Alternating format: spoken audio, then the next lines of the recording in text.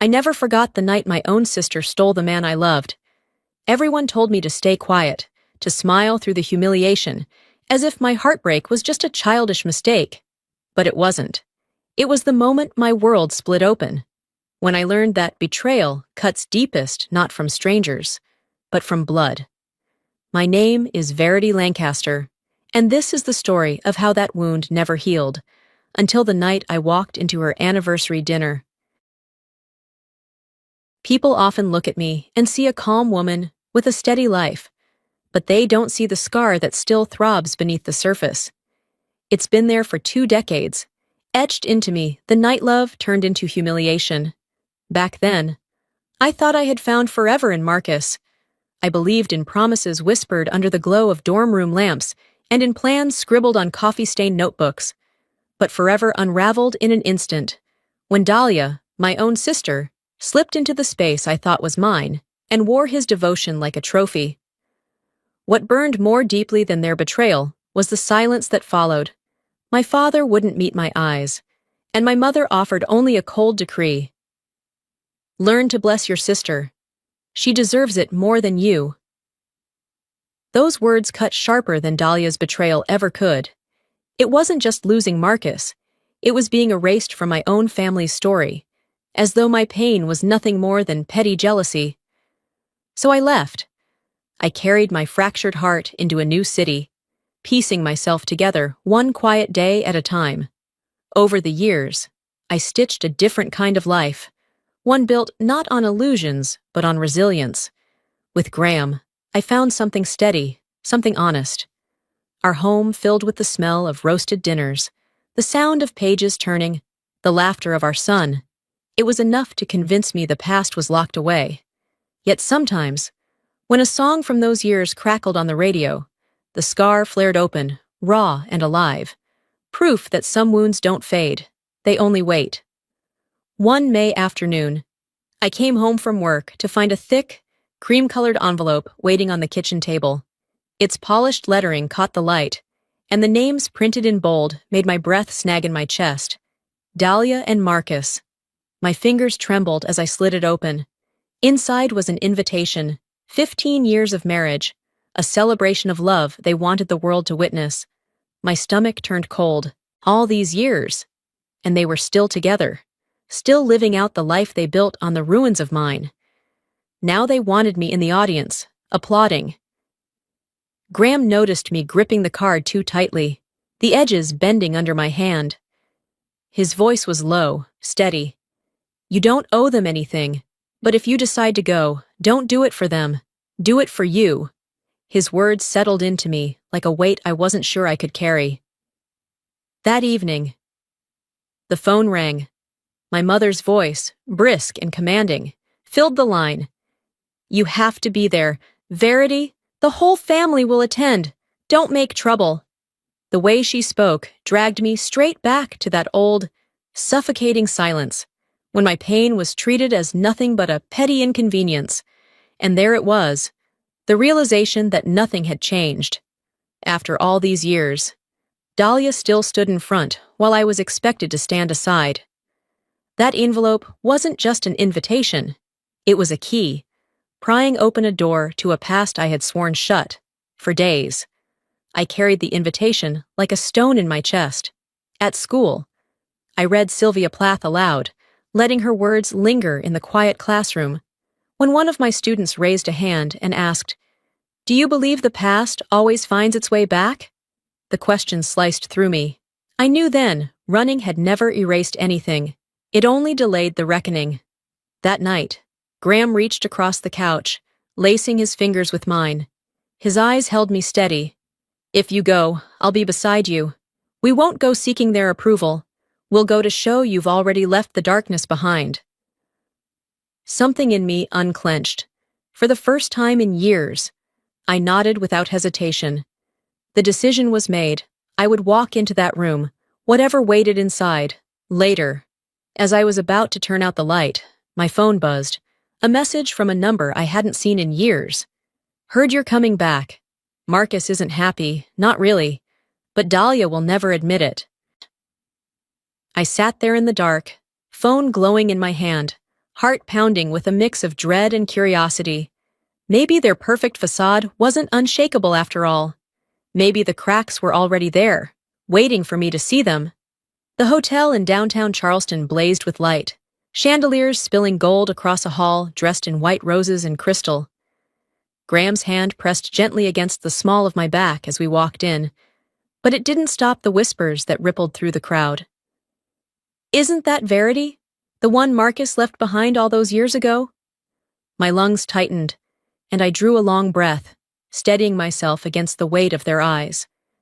Then Dahlia emerged, radiant in a scarlet gown that caught every flash of light, a diamond necklace resting like armor across her collarbone. She pulled Marcus to her side, smiling at me with triumph flickering behind her lips, as though parading proof that the prize was still hers. Marcus managed a polite nod, but his gaze slid away, never once meeting mine. The evening opened with toasts and laughter, brittle as glass. I sipped my wine, listening to the cadence of false joy. Then came the moment no one expected, as Dahlia introduced her family with theatrical pride. Her 13-year-old daughter piped up, voice clear as a bell. "Mom, why does Dad always bring up Aunt Verity when you two fight?" The room froze. Marcus flushed crimson. Dahlia forced a laugh that rang hollow, and I sat rigid, every muscle locked. Murmurs broke out, a tide of curiosity spreading through the crowd. The air grew dense, heavy, pressing down on every breath. And in that instant, I knew this night would not dissolve quietly into champagne and polite applause.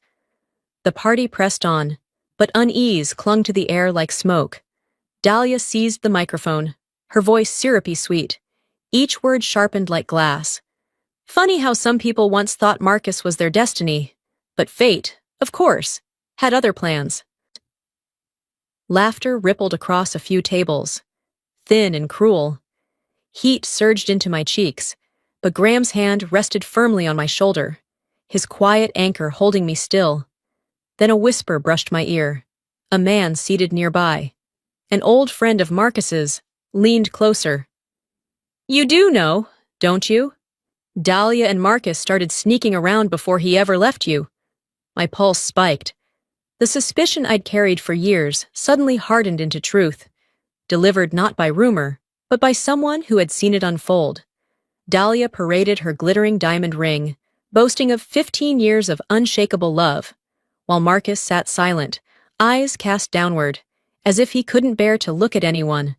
Beneath the polished surface, I sensed cracks widening, a facade stretched too thin. She raised her glass, her eyes locking onto mine with deliberate malice. "Some wounds never heal, not unless you learn to forgive. Otherwise, they become ugly scars." Heads turned toward me, waiting for a reaction. I lifted my glass with a faint, cool smile, saying nothing. But inside, a quiet vow burned bright. I would not let my story be twisted again, not tonight, not ever. The anniversary toasts began with glittering smiles and polished laughter. Dahlia took center stage, her scarlet gown shimmering beneath the chandeliers as she raised her glass high. Her voice carried a sweetness that was razor-sharp beneath the surface. "Isn't it fascinating how life delivers each of us exactly where we belong? Some loves seem eternal, but they're really just preludes to the ending we were meant to find." The audience chuckled, heads turning subtly toward me, as if I were the punchline of her story. My skin prickled, nerves pulled taut like wires ready to snap. I swallowed hard, pressing my nails into the stem of my glass to anchor myself. Then Graham rose slowly from his chair. His tone was calm, but steel cut through every word. "Fate doesn't make choices. People do, and betrayal is never destiny. Tonight is as good a night as any to remember that." The room stilled. The laughter drained away like water down a cracked floorboard. Dahlia's smile stiffened, her eyes flashing with panic before she forced another grin. From the far side of the hall, an older man stood, stooped with age, but his voice rang clear, a longtime friend of my late father. He lifted his glass, gaze fixed on Dahlia. "I saw what happened. You and Marcus began long before he left Verity. Your father would not have wanted my silence to last forever. Gasps spread like wildfire. Dahlia's painted mask faltered. She stammered, forcing a brittle laugh. You must be mistaken. But the tremor in her voice betrayed her. The grand facade she had built for years had cracked wide open. The weight of the silence pressed down until Dahlia shattered it with a shriek. You always make yourself the victim. Verity! Everyone's exhausted by you. Her voice ricocheted off the chandeliers, jagged and raw, destroying the polished image she'd fought to project. Marcus shifted beside her, face flushed crimson from too much wine. His hands trembled as he set his glass on the table with a dull clink. He stared at the floor, then at me, before his voice cracked open. Dahlia, stop. I never stopped comparing you to Verity. Not once. Not ever. The air vanished from the room. Every guest froze, eyes swinging between us as if we stood on trial. Dahlia's body stiffened. Her hand clawed at his arm, desperate, frantic. Don't say another word, she screamed, her desperation exposing far more than her silence ever could. I looked at Marcus then, but I no longer saw the boy who had once promised me forever. I saw a man aged by regret, shackled to his own mistakes, trapped in a life built on betrayal. And in that moment, clarity struck. The power in this room didn't belong to Dahlia, with her venom, or Marcus, with his confession. It belonged to me, the one who had survived it all. Every pair of eyes was waiting, breath held, for what I would say next. I knew the moment of reckoning was no longer far. It was standing at the edge of my lips. The room hung heavy in silence after Marcus's confession, as if every guest had been turned to stone.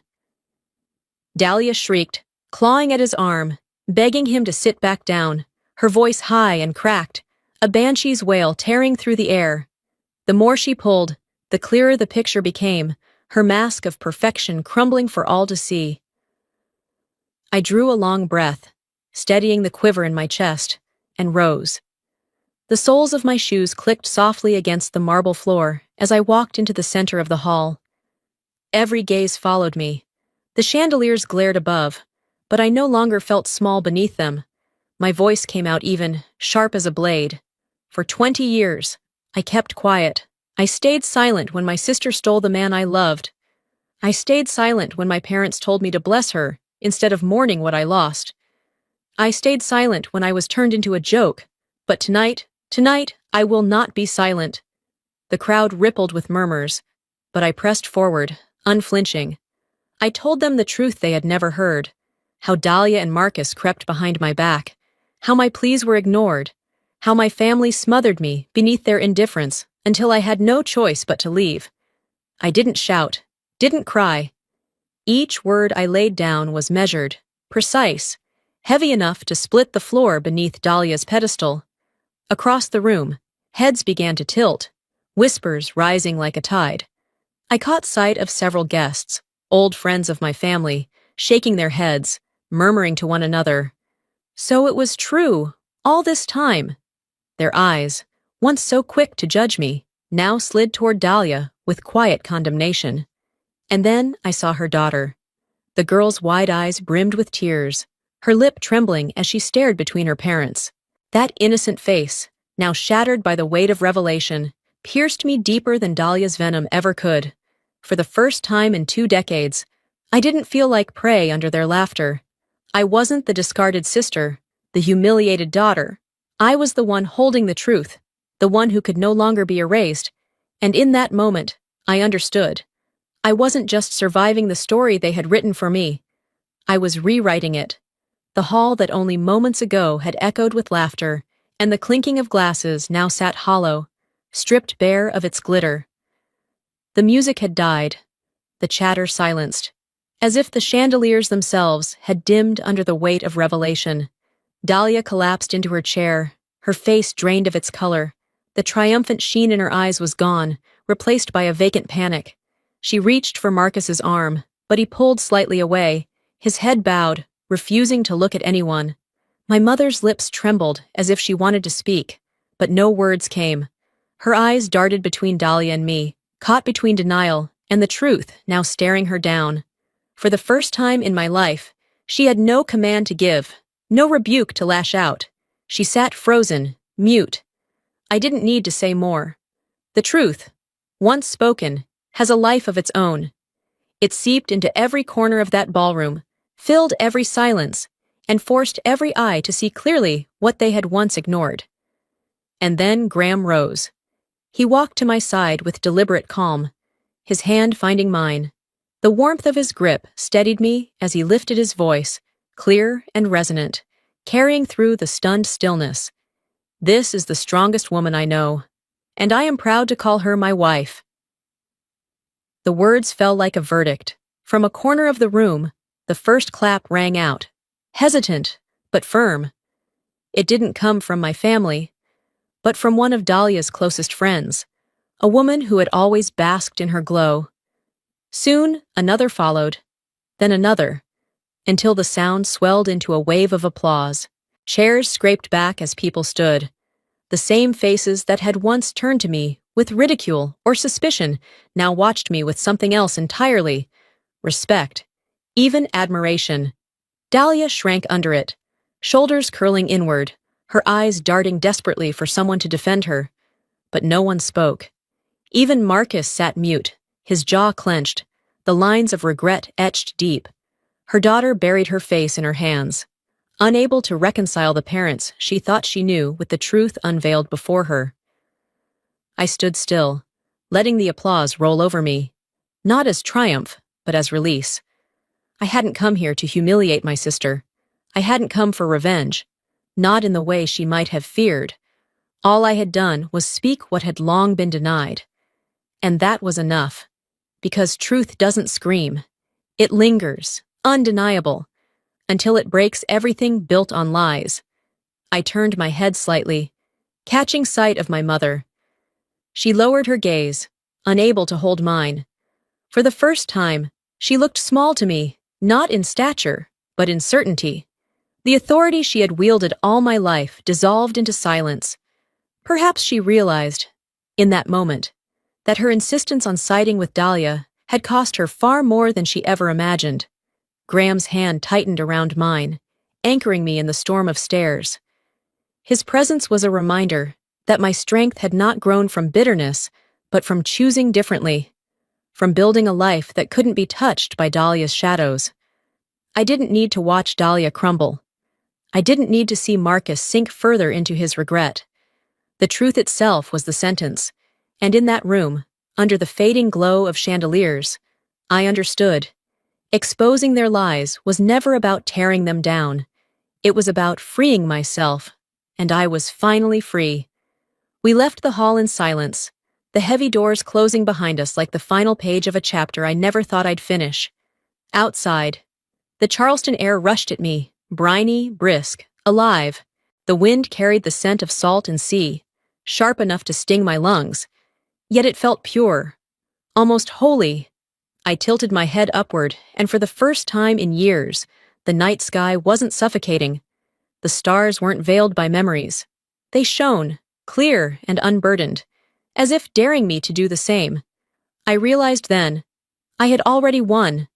Not because Dahlia sat collapsed in that glittering hall, her mask torn away, nor because Marcus drowned in the weight of his own confession.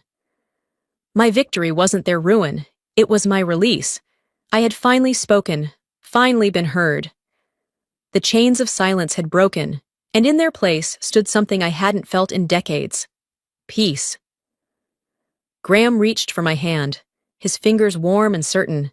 His smile was soft, steady, the kind of smile that rooted me to this new reality.